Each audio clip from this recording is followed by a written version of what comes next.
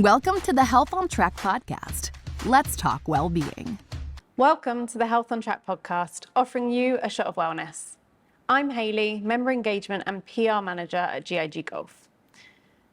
Though communication is the first thing we learn how to do as babies, we don't always know what to say or how to say what we want, or even ask for what we need.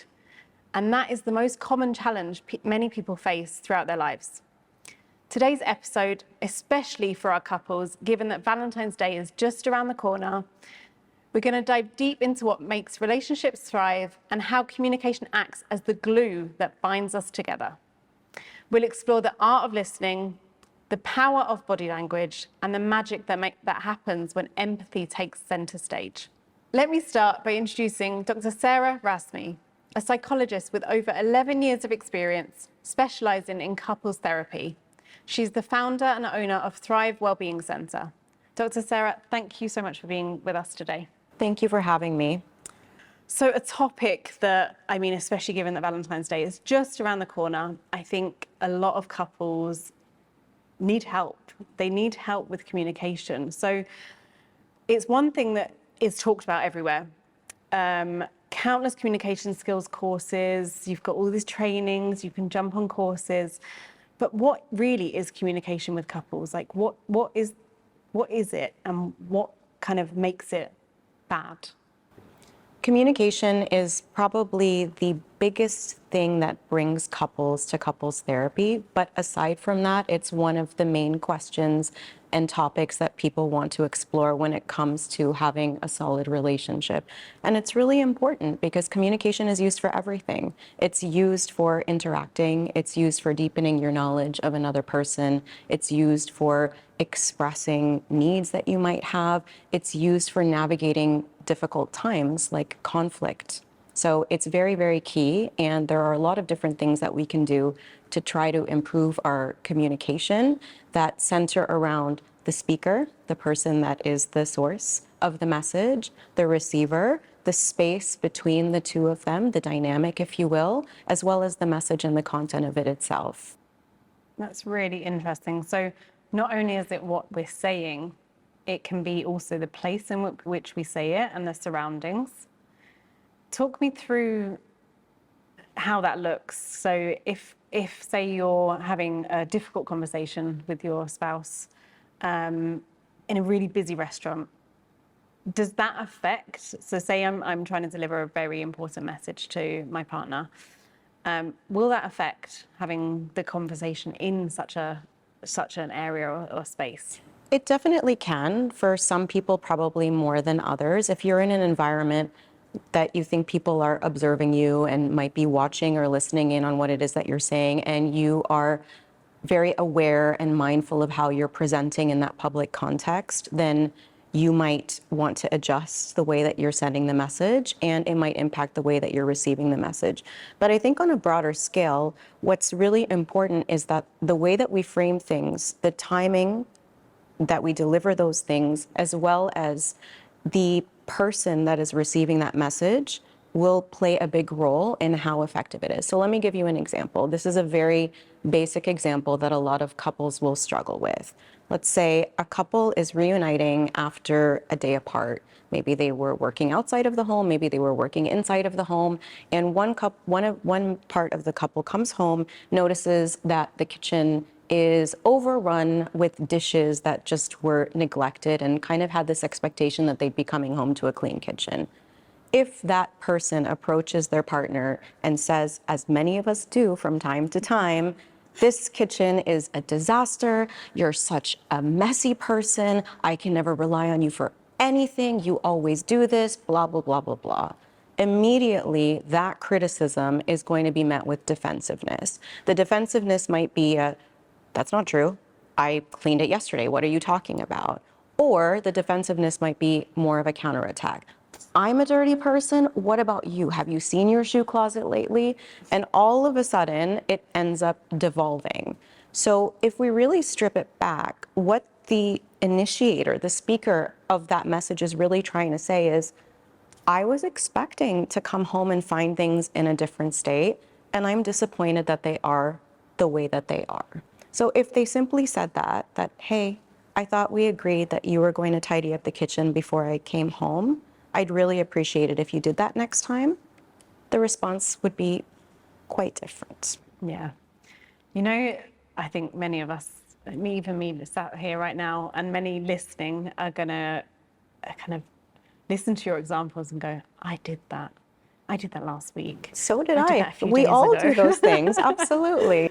But how can we, I mean, sometimes we know what we're saying is wrong, or you're halfway through delivering that message and you're like, oh, he or she's gonna get defensive on this. Like, the way I'm saying this is probably not right, but now I'm in it. How do I stop myself from now doing that? Because I'm very stubborn. I'm just gonna put my hands up there. Okay.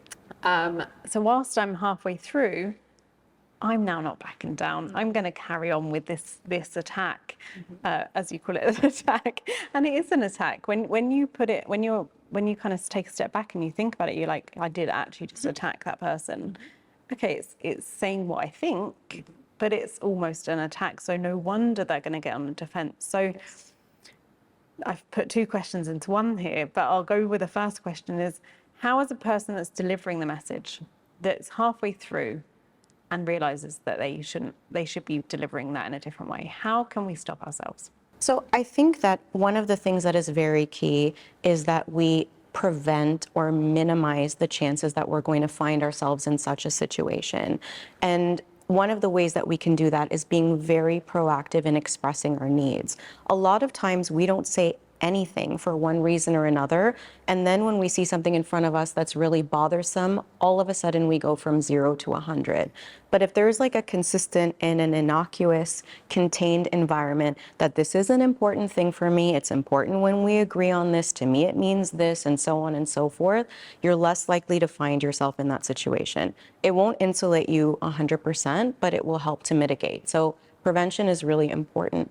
The other thing that's really important for any kind of conflict or communication that can go awry is to really keep tabs of how you're feeling. If you notice that you're starting to simmer, and that might be being aware of the emotional experience that you're having, annoyance, frustration, anger, you might notice that your face is becoming flushed, you might notice that your chest is tightening, it might be more physiological. That is the perfect time to press the pause button, remove yourself, go and do something else, and then come back. And I know that's much easier said than done, but with practice, we can get better at it. And it's much more likely to translate into what we want, the outcome that we want, which is our partner hearing what we're saying and hopefully fulfilling those needs later. But in the instance that you don't want to back down, there's not really much that you can do because you've hit the accelerator. Probably your partner, unless they're going to do what I just shared from the other side, is going to do the same. And then from there, the only thing we can do is try to repair that rupture. So once everything cools between the two of us, come back together and be like, listen, these were all my emotions. This was what was going on. I was seeing red, and I'm sorry, I shouldn't have done that. And your partner hopefully will be able to do the same, and we can have like a constructive plan for moving forward. That what I just shared with you is basically the skeleton, if you will, of conflict management within couples, and it forms a huge part of what we do at the clinic. Yeah. I mean, I know personally, and a lot of my friends, that it just, these little bickers, and they come from nowhere. 1 minute you'll be fine, next minute you're in a full-blown argument, and it just comes from, as you said, expectations. And I think it's really hard with expectations because sometimes you don't even know what you expect. So if someone says to you, what do you expect from me? It's hard for someone to sit there and say, well, I expect this to happen and this to happen because maybe I don't know. That's what I was expecting at the time. So what do you think the biggest, we were saying about how expectations normally or can cause a lot of these arguments. What stops people from setting or communicating their expectations and their needs? I think one of the things that can be helpful to illuminate expectations and needs, not only for our partners, but for ourselves, is to engage in what we call a ritual of connection around expressing fondness and admiration. So a lot of the work that I do is informed by something called the Gottman method. And the Gottman method is backed by decades of science. And one of the things that they say very clearly and consistently is that any conflict or negative interaction will be buffered if you've had enough positive interactions before that. So often couples that are struggling with what you just asked me about, the first line of defense that we will do is have them share with one another every day something that they appreciated about the other person. And the reason for that is when you tell your partner, I liked this, and it made me feel this way, and the reason that I liked it is because it has this meaning and significance, you start to learn a little bit more about what's important to you. You learn a little bit more about the roots of why that's important to you. Often it has significance in your family of origin, and your partner knows that something as simple as, bringing you a cup of coffee in the morning makes you feel really special and cared for and loved. So that can really help us flesh out and also mitigate against some of those negative conflict situations devolving and not being able to be claimed or diffused. I really like that. Because it's something that's very easy to do. It's something, I mean, there should be at least one thing in every day that you should be able to say, I liked when you did this, or I'm grateful for, even if it's something small, like you moved your socks to the laundry basket, or you put that load of washing on, or you went to the supermarket today and you got the Coke that I like, or anything like that. So I think that's a really great tip for myself and the listeners out there. That when would you recommend to do that? Would that be a first thing in the morning from yesterday, or is that a last thing at night? So I think it really depends on the couple and their logistics and their preferences. For me, I usually suggest to the couples that I work with to incorporate it in the evening before the first person goes to bed, if they don't go to bed at the same time, just because you have all of the data from the day, so you have a few things to choose from, and you go to bed on a more positive note. And what I will say is, having worked with couples over the years, they always discover something they didn't know. They often will come and tell me and each other in the context of our sessions, I had no idea that going to the store and picking up that person's favorite snack was so profoundly impactful. For me, it's not a big deal. It's just something I'm grabbing on the way out and on my way home. But for them, it just shows that they're top of mind for me, and that my needs really matter, and that I can predict and try to fulfill them. So it's a really interesting learning exercise, and it reinforces positive behavior. Yeah, I love that. And that is, I think a lot of people don't realize the small things actually create the big things. Absolutely. So the picking up the snack, the taking out the bin, it's something that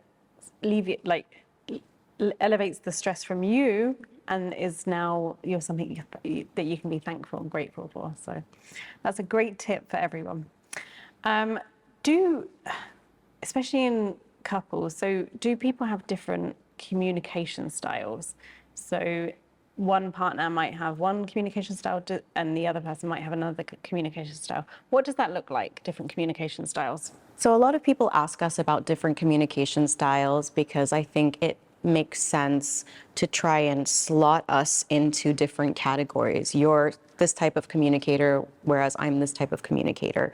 And it's not quite that simple, because as you probably know from your own experience, you communicate with different people in different ways, and you communicate with the same person in different ways, depending on the context, depending on your state of mind, depending on so many other factors. So I think what's more important is to look at the different components of what makes communication more effective, rather than trying to kind of put us in a bracket or in a category.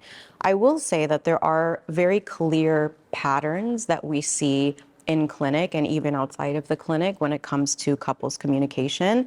And one of the most basic ones is something that we refer to as a pursuer-withdrawer dynamic. And essentially what that looks like is one person is really keen to talk about stuff, and the other person is really keen to not talk about stuff. To run away. So I want to talk to you. Yeah.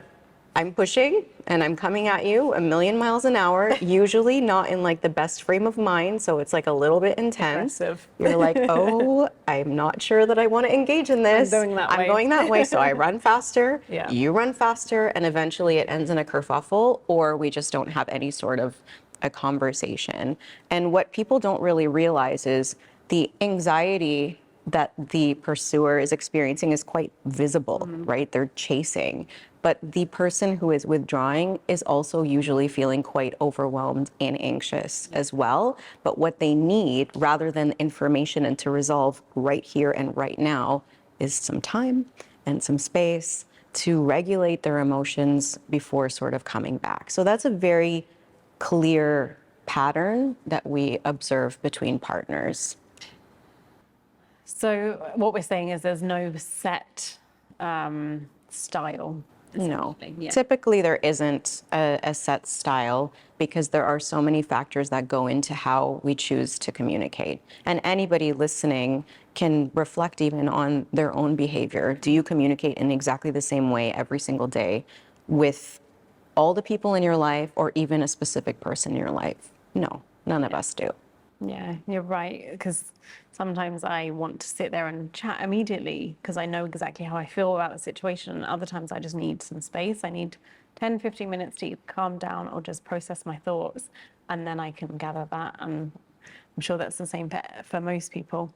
How do you talk back kind of on that subject? How do you, if you are different and you've got the one person running away and the one person chasing, how do you solve that? Like, I know this is probably a whole session's worth, but how do you, in a very quick answer, work towards that being better? Well, going back to what I said earlier, communication is most effective when people are in a place and state that facilitates that conversation. If one of us is running after the other and the other one is trying to escape, we're not in the place to be able to send and receive the message appropriately. Now, where a lot of couples fall down here is that they don't talk about it and then they never talk about it. And then the same thing happens again and again and again and again and again. Exactly. So what we use is something called a timeout, which is pretty self-explanatory. However, a timeout to work well has to have a few key components. Number one, when you call the timeout, it has to last between 30 minutes and 1 day. The reason for 30 minutes is because that's the minimum amount of time we need to calm down, to regulate ourselves emotionally, and less than 24 hours because after 24 hours, nobody wants to go back to yesterday's issues. So we need to identify that time period. So let's say we have an argument. I say to you, I don't think this conversation is going the way we want it to go. Let's take a break and we'll touch base in 2 hours. I go do something relaxing, you go do something relaxing, and then after 2 hours, I'm like, you know what? I still need 2 more hours, right? That's okay because I'm checking in with you and you know what to expect. And then eventually we talk it through and hopefully get a little bit of an understanding of each person's perspective and a way forward. That's really interesting. I never knew the 30 minutes that it takes to regulate your emotions. Minimum. Minimum. That's super interesting because most of the time you see people having an argument and trying to talk about it straight away. So yeah, I mean, ask yourself, everyone ask yourselves, how often has that worked? When emotions are heightened, how often have we had a successful resolution of that conversation? Probably never, or very, very infrequently. Yeah. I mean, there's some great tips there already. I think our listeners will be able to take away a lot of the information you're giving already. And I like the timeout. Do we hold up a card or anything? Is there like anything that's worked in the past? I think every couple needs to figure out what works well. Yeah. For some people, this might be very triggering. Because it's sort of, yeah. For other people, it might be like a very clear definition of how we want the conversation to go and that the timeout is indicated. So it depends. So again, I guess in terms of that, that would be communicating. Yes. In advance before you get to that stage where you actually need it to say, look, we do have arguments and I'd like us to speak about them in a better manner.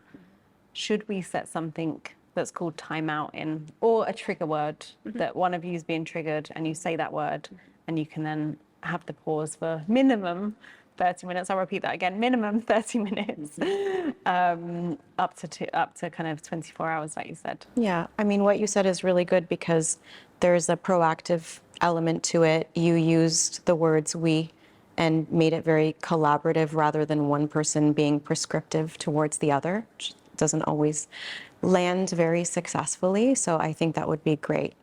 So how do you think that couples cannot let their emotion, is there a way that we can not let our emotions take over when we're communicating if your partner is saying something that you potentially disagree with? Look, we're human and we all carry with us things from our past, whether it's from our relationship with our partner, from previous relationships, not just romantic ones, and our early childhood experiences. There are certain things that are going to trigger us and that we're going to be particularly sensitive to. So rather than finding a way to turn those emotions off, because that can be quite difficult and they do serve an important function, what we want to do is understand that emotional experience. When we talk about this, or you approach me in this way, this is what comes up for me. This is how I feel. This is my take on it. And it reminds me of, for example, when I was a child and I felt powerless or belittled, and did you know that this incident happened to me, and so on and so forth. When your partner, even if they're really mad at you in that moment because you're in conflict, if they're able to step away and understand that your response isn't just based on what they're saying, but also because you're touching on a wound from the past, it becomes a little bit easier to have that empathy and compassion and try to kind of avoid or minimize pressing on those triggers in the future. And that's an important part of the post-fight processing that we do in couples therapy and the skills that we try to teach our clients. I think empathy. You said the word empathy, and I think a lot of our thoughts and our emotions come from somewhere else. It might not be what's being said in that moment, like you said. And what would happen if in a couple, one of the parties wasn't able to express or hasn't kind of understood where that trigger's coming from? How can you deal with that? Or would that be a recommendation for them as a person to now seek help? There are many ways to address the issue and the question that you just raised, but I think one thing is very important, and that is we can ask our partner to be more transparent and to open up and to share more. However, there are barriers to doing that. And one of the major barriers to doing that is that our partner does not feel a sense of trust and a sense of safety to express themselves in that relationship. Let's say, for example, in your dynamic, every time, or not every time, but very frequently, when you want to say, I'm feeling this way, your partner comes back to you with, why? You have so much to be grateful for. Over time, you're going to learn that I cannot really express my negative emotions to this person. You're going to keep them to yourself. What if you tell your partner very regularly, it's important to me that you stop at the gas station, you do this thing, you help around the house, blah, blah, blah, blah, blah, and they just don't. Eventually, you're going to stop saying something. So part of it is that person needs to work through what they need to feel more confident to express themselves. But part of it also is that the other partner receiving the message needs to help make that a space where that message can be shared. So it comes from both sides. Yeah. And is timing key? I think timing is definitely very important. And I think that we can learn through experience with our partners when to approach them and when not to approach them.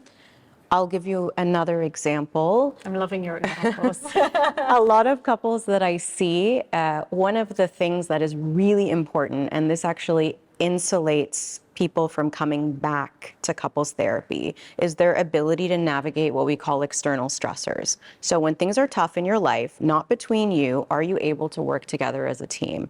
And one of the things that makes it difficult is that often one person wants to share much more than the other. And also one person likes to fix rather than just kind of understand and express that compassion. So a lot of couples that I see will be like, well, it's the end of the day, we're reuniting. Like, I want to know everything. What happened? Like, how was your day? What did you do? Who did you talk to? What's the office gossip? And then the other one is just like, I left the office. I want to chill. I don't want to talk about it. I just want to veg out for a little while. So we need to know the person and we need to know the timing. We can learn that over time and we can adjust things until we find ourselves in a little bit of a groove. Okay.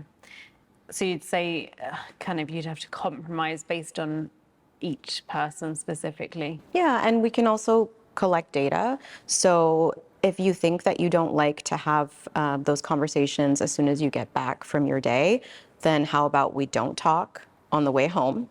And then when you come home, take like half an hour, do your thing. And then after that, we can earmark 30 minutes where I tell you about my day for 15 and you tell me about yours for 15 and see how that feels. Maybe there's more of a comfort talking after the day than we thought. The only way to know is to try.